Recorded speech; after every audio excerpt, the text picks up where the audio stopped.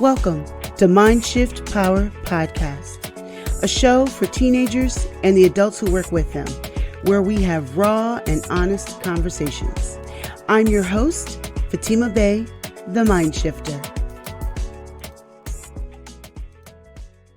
And welcome, everyone.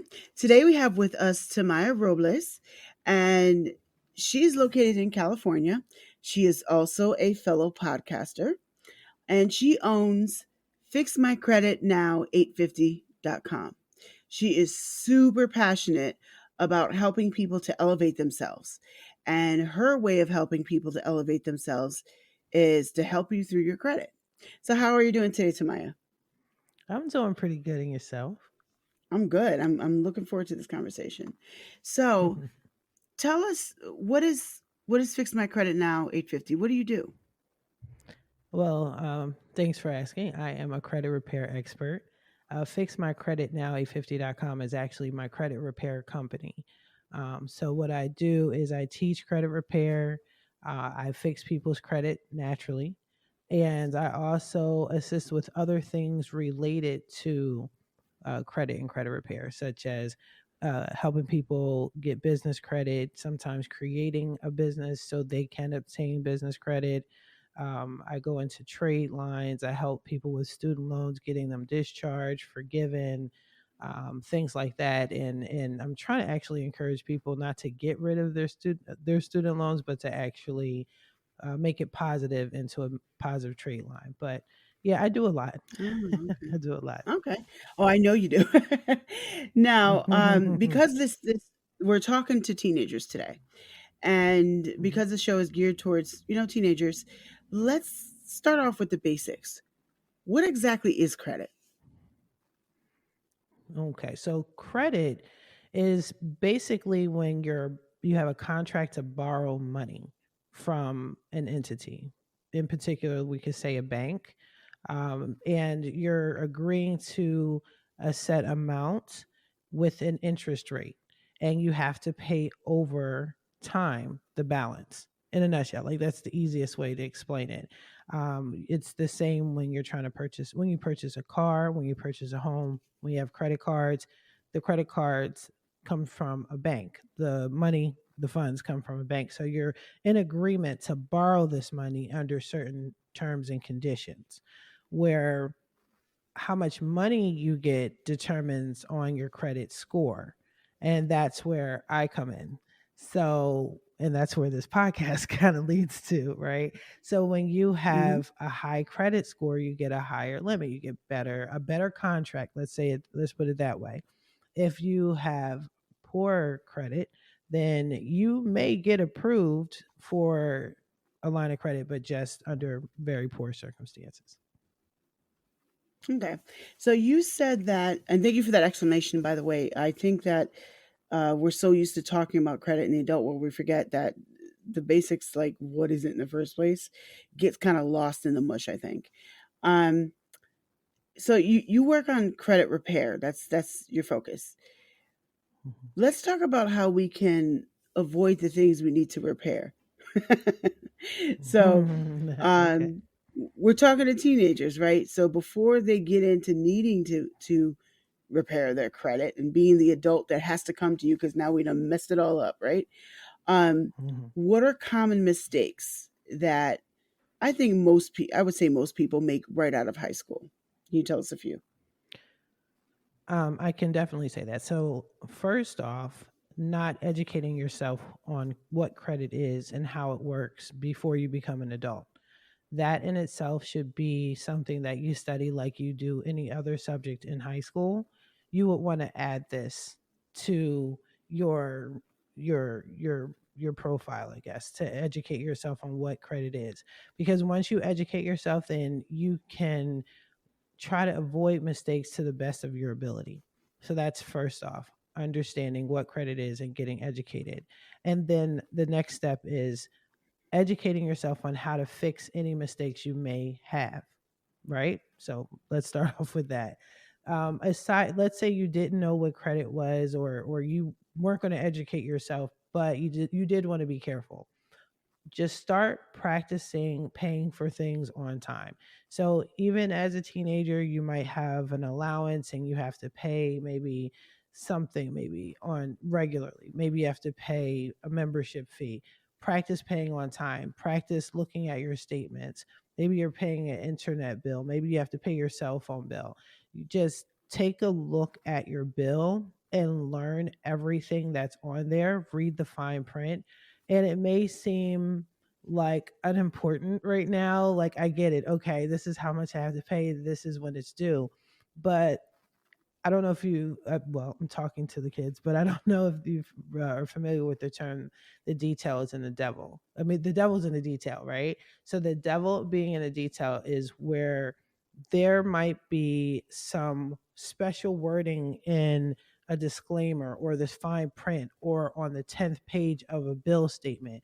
We're used to seeing what's on the front page. It's colorful, it's easy to read, but then part of your contract might have changed and they're not going to say anything except in small wording on the back end, on the last Mhm. page. Learn how to read what you're signing over to, what you're agreeing to. That will, in a nutshell, that will avoid a lot of mistakes. If you don't know anything else, do that. If you read the fine print. And but for the most part, it's just education. It's just learning something. Trial and error. um but just practice on something small, like for example credit cards. A lot of people run away from credit cards or they're scared of credit cards, but as a teenager you can get a secure credit card. You can get a gift card and practice with that, where if you so-called mess Mm. up, it's not really much you're messing up on. It's not going to be detrimental to your future. Real quick, what's a secured credit card? Secure credit card. So secure credit card is different than an unsecured credit card. So let me explain both actually. So when you go to a bank and you're asking for a line of credit, or it goes back to the definition of credit, where you're asking to borrow money and sign a contract where you will repay that with interest, you get a credit card. So there's two versions of the credit card. You have an unsecured credit card, is that's what you actually want to always have. And then you have a secure credit card. So the unsecured credit card is where the bank blindly trusts you with a higher amount of credit. And it can vary. It could be $5,000, $10,000, $20,000.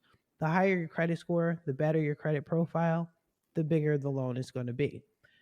But the secured credit card is for those that they can't trust at all, not with their money, and honestly not with your money.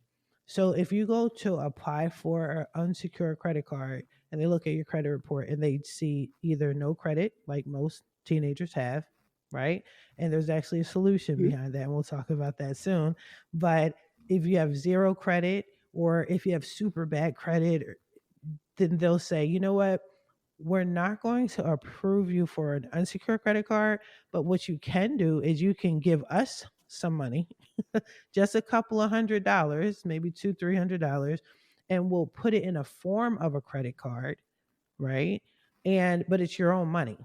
And we're going to watch you over time and see if you pay yourself back on time, if you pay yourself interest, and if you're doing this regularly, okay, then we'll say after a certain amount of time, give us a couple more $100.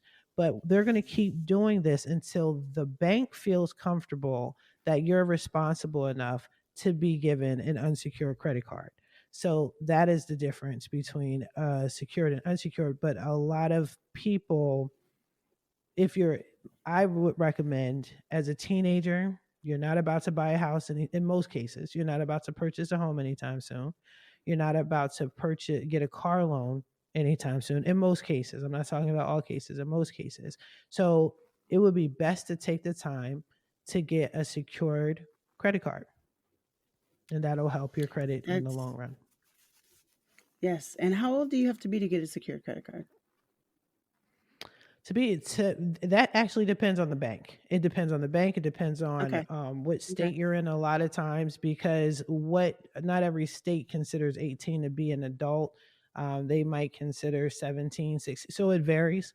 But I think you can be, I'm pretty sure you can be a minor with an unsecured credit card. If you cannot, then as long as you have a guardian, or if you're considered, what is it? I forgot the name when you are independent from your parents.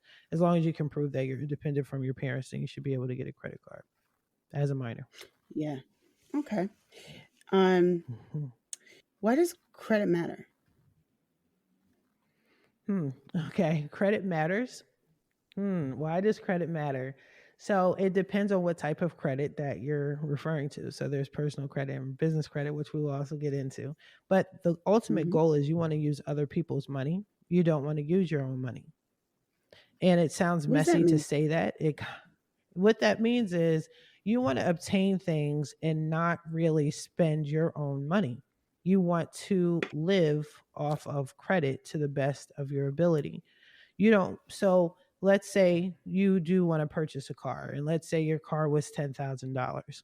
You could either pay $10,000 in cash and own it flat out, and not have good credit with that. There's no trace. When you pay for things in cash, there's no trace of any sort of credit. And if you're responsible or not, it's untraceable. We don't even know where you got it from if you're paying for something in cash. But if you Okay. pay with credit, what's going to happen is you're going to the bank and you're getting approved for a line of credit, and it's their money. It's literally not yours that you paid out of pocket for. What you are paying out of pocket for, and you don't even have to really do that, but that's getting into credit on a whole different level. But what you are paying out of pocket is gradually over time. You're paying a payment. You have an agreement with them, and it's a monthly payment with some interest tied into that. You're not paying the full 10,000. What is better, to pay for everything in cash if you don't really have it like that, even if you're moderate to your moderate income or your mid-level income, or I don't want to say low income, because if you're low income then you should definitely be careful of what you should and shouldn't be purchasing. But even if you have the money to pay for things in cash, you want to build credit, because that means the banks will want to give you more than what you have as well. So that also is helpful on the business side and the personal side. So what do I mean by that?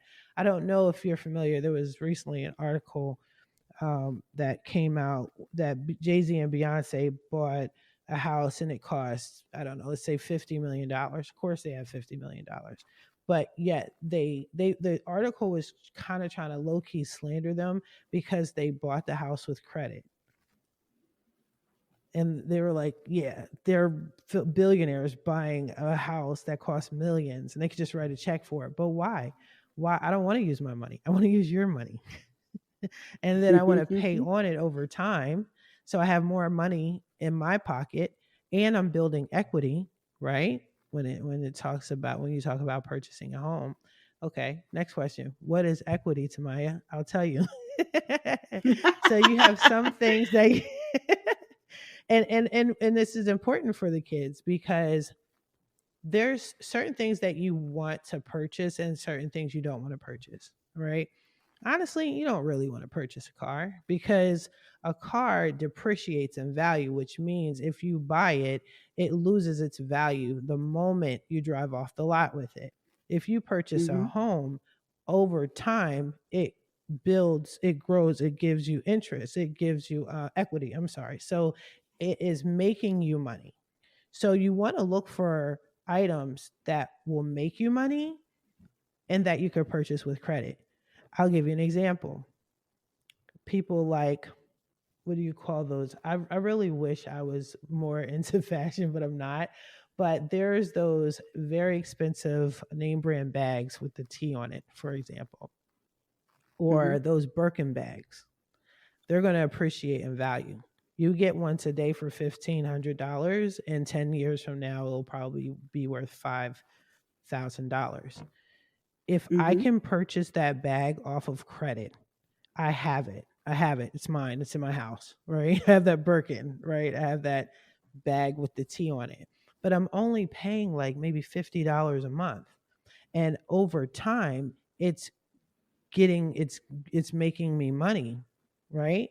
And as I'm getting it's accruing in value and I'm getting equity in that product, I can actually pull the equity out. I can go to the bank and say, hey, this item I've been paying for with your money, by the way, I see that it's building equity. I want to take that equity out and I want to borrow it. And then they'll say sure, but you have to be in good standing. You have to just pay things on time. Pay things on time. Use the bank's money. Don't use your own money. And Mm. if you're So really, really credit set, what I'm go ahead. hearing is that building your credit helps to build your future in more ways than one. Yes, yes, yes, yes. In so many ways, yes. um, You don't really, to be honest with you, you can you can have multiple credit cards and have the credit cards pay themselves and get a profit and take the profit out of that and just keep putting it back into credit cards. I mean, there's so many things you can do with credit. You can cash credit out. You can have it repay itself. It's pretty flexible. what I'm hearing is at the base of a lot of what you're saying is discipline.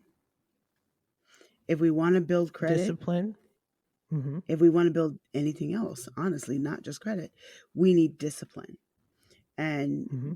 if we can find Consistency. ways, like, yes, yes. And if we can find ways to practice some discipline when it comes to our finances, we can easily build credit. But anytime we don't practice discipline in any part of life, it will fall apart, not just credit. Right now, we're talking That about is it. credit, but Hmm. I think that that's a key thing to point out is that, hey, you got to build. And I like the idea of using other people's money. Woo! And if you build credit, you'll be able to do that because they'll look at you and say, "Okay, you're responsible. Here's more money." In short. Hmm. Let me ask you another question. Is credit repair, that's just a thing for Canada and the US, right? And no. So credit repair is credit itself and how we use it in the United States is being copied throughout the world. In certain countries, it's starting to adopt our credit system. So far, Canada is a close second, right? So it's a close Hmm. second. So credit repair in the United States and Canada are very similar to each other, but we have different. Our dollar is different. The American dollar is different than the Canadian dollar, and things like that. So there is a slight difference. So, but I can't fix credit in Canada, but they just Hmm. mimic our similar credit system.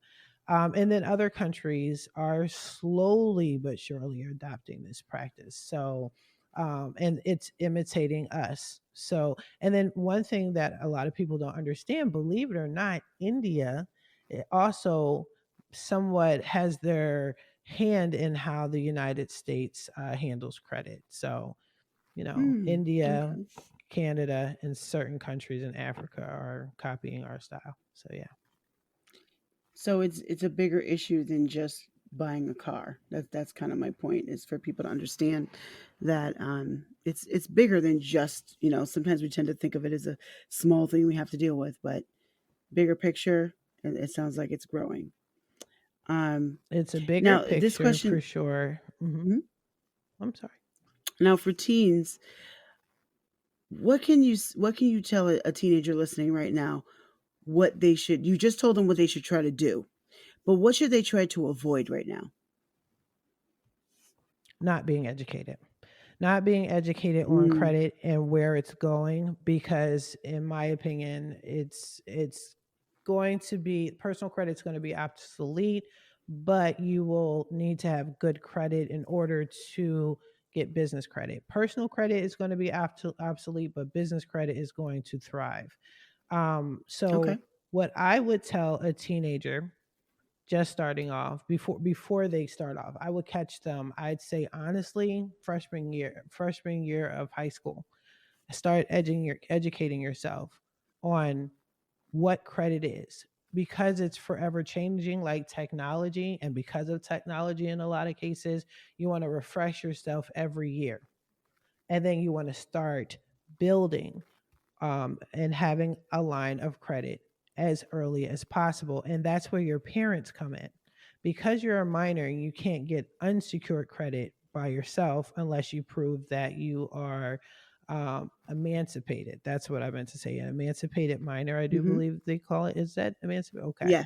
Yep, that's the So term. unless you can prove that, and even still, I think you have to be a certain age, but you want to reach out to your parents and have the talk with them because some of our parents don't understand or know credit either.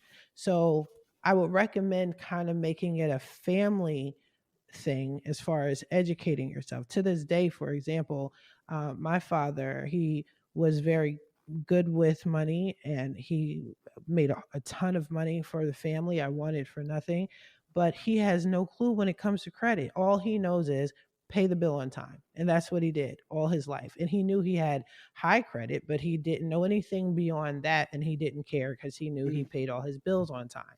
So now that I'm a credit expert and I'm telling him about things, he's totally lost. And he's like, I'm learning because you're teaching me. So as a teenager, you want to have the talk with your parents like they have the talk with you, right? And say, hey, before I go into this world, I would like to build a credit profile. I want to understand credit and I want you to understand credit with me. And one of the best things I could do for myself is to add myself as an authorized user on your credit cards. Because the moment you add your child with with their social security number onto a good standing credit card, a credit card with no mispayments, no latenesses, anything like that, it gets mimicked on their child's credit report. So they go from having no credit at all to having amazing credit. You want to start your Mm. life off before you go to college, before you start seeking credit yourself. You want to, if you could start off at an 800 credit score, that would be absolutely amazing. So that means anytime you're applying for anything, you got it. No questions asked. Secured what? You know what I'm saying? So you want to have Mhm. that talk. You want to have that education with them. And then that you already know what to avoid. The main thing is you want to avoid not paying for things on time. And then you want to start purchasing things that you can afford and afford to pay back, whether it's even if it's your getting your phone number in your name. That's a line of credit. That's something that Mm. they Oh, report really? to Okay. the credit bureau. Why don't you Okay. start telling your parents, hey, thank you for this allowance, or I work at McDonald's part time. I want to start paying you rent, right? Mom and dad, $20 a month. Tell mom and dad that they can report the rent payments to the credit bureaus. It's very easy.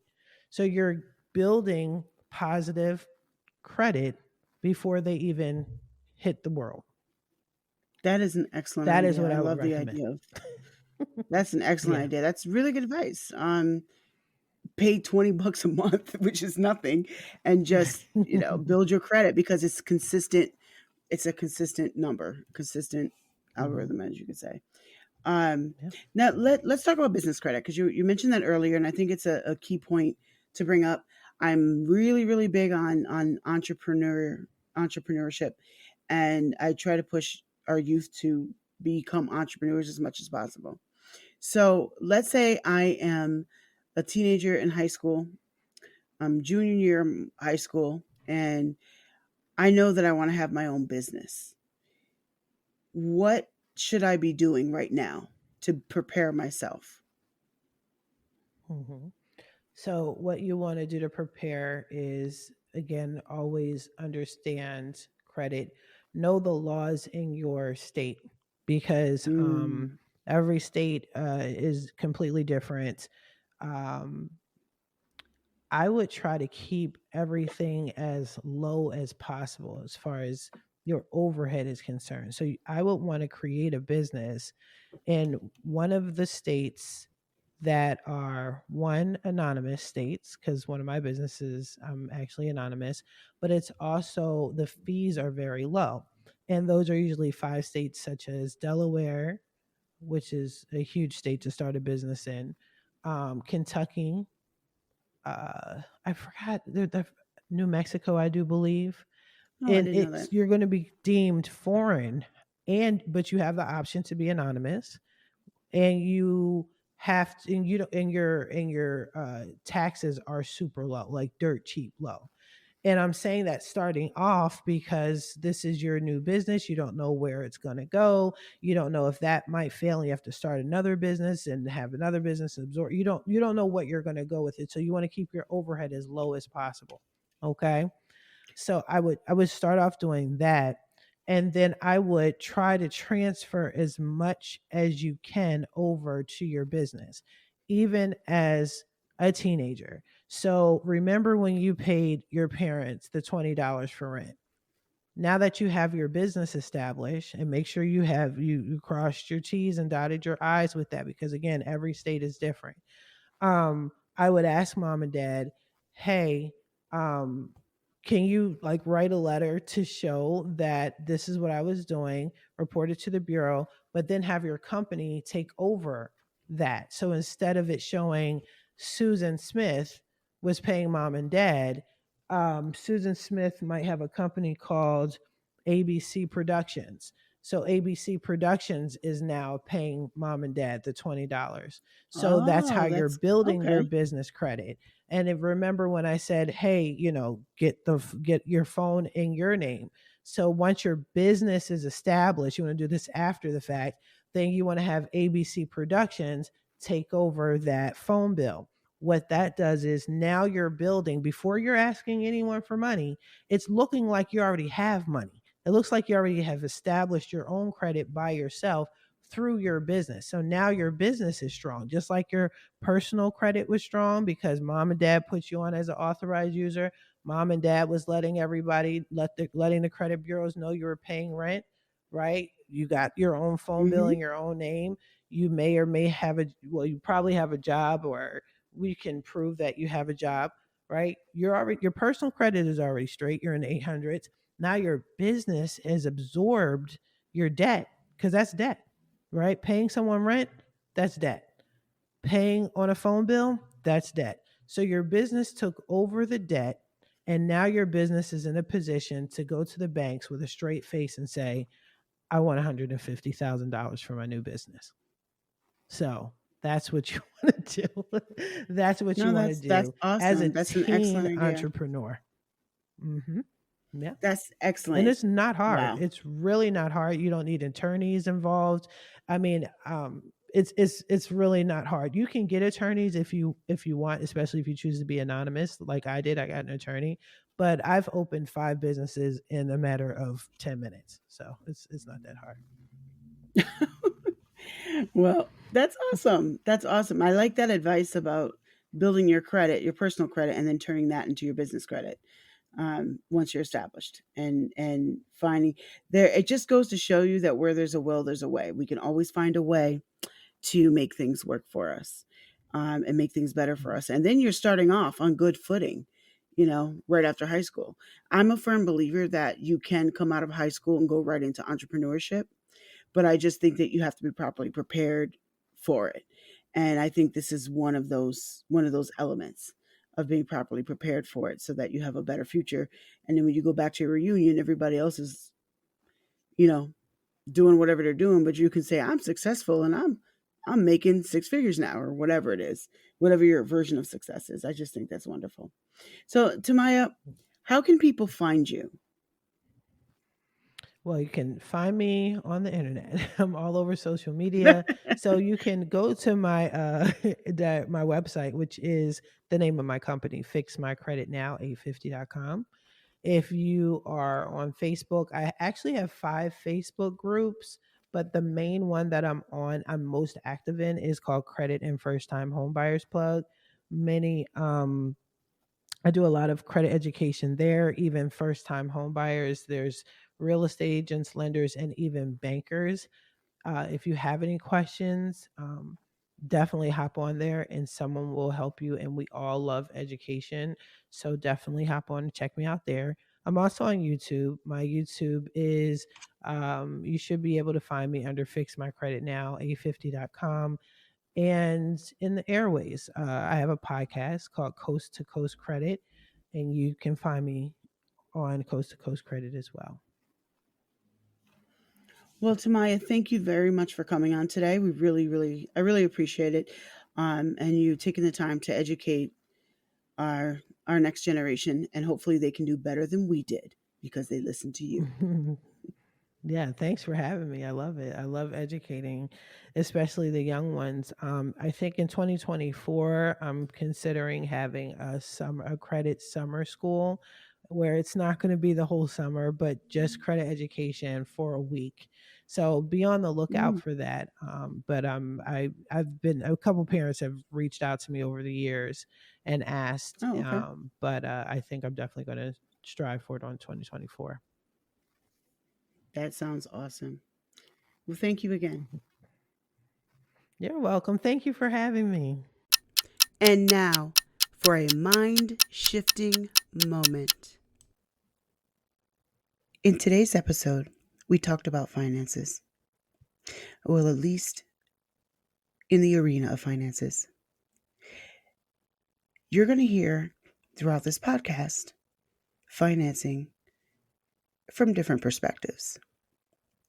And today, the focus was on credit with a lot of really wise advice. But I want you to take a deeper dive. Go back and listen to the episode again and think of things this way. Instead of just hearing the details of the advice that she gives, listen to the principles behind those details. Here's a little secret. Most of the principles of life that work can be found in the principles behind finance. So go back and listen again and listen for the principles and not just at the details. Because you'll find that in life, if you listen for principles instead of just details, you will learn all the secrets of life and gain all the wisdom you need to have. Listen to that again. Thank you for listening to Mindshift Power Podcast. Please like and subscribe to my YouTube channel at The Mindshifter. If you have any comments, topic suggestions, or would like to be a guest on the show, please visit fatimabay.com/podcast. Remember, there's power in shifting your thinking. Tune in for next week.